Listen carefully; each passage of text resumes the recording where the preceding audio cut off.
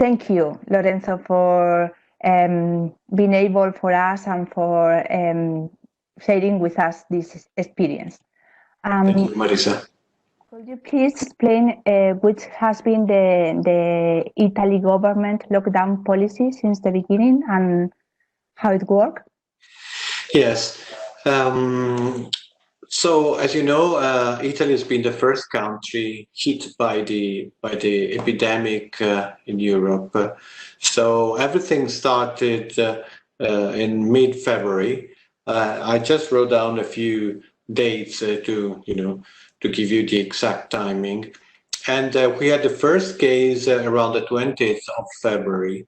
So the Public Health Department of the Ministry of Health decided to put on quarantine everybody who would be a contact of a person with a coronavirus, and that was for 14 days.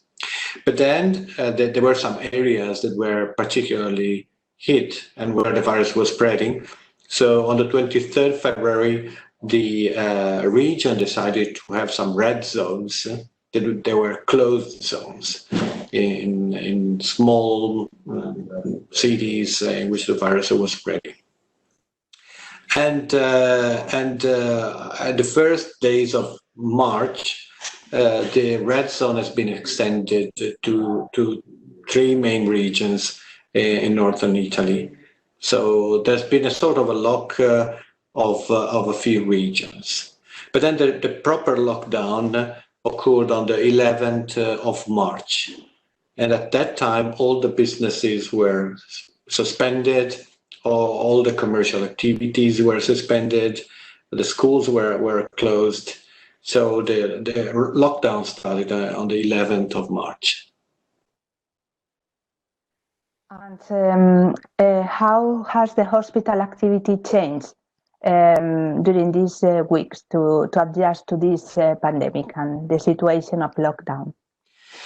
I think our hospital has been really hit very hard, and I think it has been really tough, the challenge we faced, because we had 70, 80 patients with respiratory failure coming every day to our emergency department. So we set up a task force immediately, very early on, to decide how to, modify the hospital settings. And the hospital, I can tell you, has been really put upside down, because the Bergamo hospital is a 1,000 beds hospital, and very quickly 500 beds were occupied, 500-600 beds were occupied by patients with coronavirus and respiratory failure. So many units have been just changed into respiratory units. For instance, the gastro unit, the hematology unit, the neurology unit. So half of the hospital has been turned into a COVID hospital. And I would say 80% of the patients required a CPAP. So this special helmet with oxygen delivered at high pressure. And that has been a challenge because we needed a lot of these devices. And intensive care, we have 80 beds of intensive care, was entirely occupied by coronavirus patients needing mechanical ventilation. And the pediatric activity was also affected by these changes in the hospital, I guess. Yes, because we have the emergency department, so we had children coming. So we were very afraid, first of all, to see children with respiratory problems. Secondly, we were even more afraid of bringing in asymptomatic children who were carrying the virus and therefore spreading the virus in the hospital. So we immediately started with changing our triage policy. We divided. We started a pre-triage, dividing the patients who were likely or who had the risk factors for the infection from those who didn't. So we had 2 different paths where the patients were put, and to divide them according to the risk.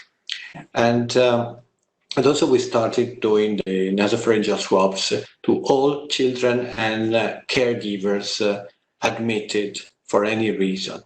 And doing so, luckily, we found, actually we picked up several positive patients that although they were not very sick, they were mostly in for other reasons, but they were carrying the virus and they could have spread it.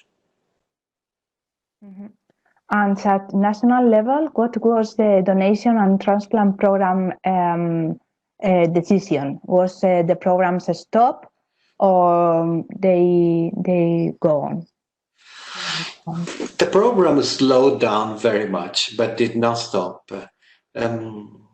We participated in a discussion with the organ sharing network, and as you may know, we also studied immediately this virus and the problems that this virus can cause in immunosuppressed patients. And we realized that immunosuppressed patients are not at increased risk of severe complications compared to the general population. We also wrote some papers on that. So we actually pushed the system to continue the transplantation program as much as possible. Therefore, the main problem was the reduction of the number of donations rather than the slowdown of the program itself. So on one side, the surgical activity decreased in COVID hospitals because many doctors, especially anesthesiologists, were working with the COVID patients. So some reduction of surgery. So we were doing only the emergencies, but also the transplants. And on the other side, deep reduction of the number of donations. And how do you manage the outpatient visits for follow-up of transplanted children? We continue to see the patients in the outpatients because the clinics in general were shut down, were closed. But we continue to see the chronic patients requiring. So we selected a group of patients. So the numbers were really, really small, but we selected those who were in need of a strict follow-up. For instance, transplanted patients and oncology patients. So those continue to be followed, actually. Do you expect any issue that may arise in the short term due to this situation during this time? Children with a transplant, of course. As I was saying, my view, and I think it is quite shared now, is that transplanted children are not different from other children, healthy children, in terms of risk with this virus, because the children are not very affected by this virus, at least as far as the respiratory problems are concerned. That recently we also showed that there are other problems for children, for instance, Kawasaki disease, and we showed that especially in this area we had an outbreak of Kawasaki disease. But in general, children are not very much in danger with this infection, but also transplanted children. So we think that transplanted children should be, should have the same rules that other children are following. The problem is that in general, the society has changed because there are so many new rules. So everything now is more difficult. This partial social distancing, and especially social distancing even in the hospital, the new rules for the outpatients, so you have to keep distance, you have to clean every time a patient comes in. This is making everything much more difficult. I see many difficulties in the future because of the fear we have of the virus and all the rules we've set up.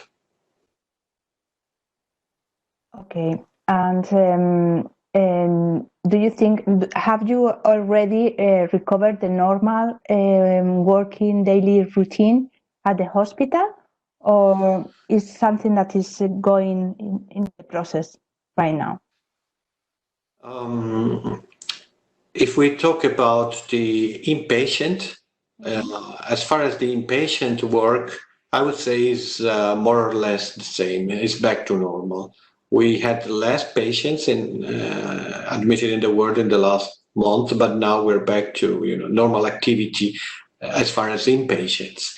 But the problem is that the outpatients are still not coming to the hospital because we haven't opened, because it is much more difficult to organize the visits of patients coming from outside.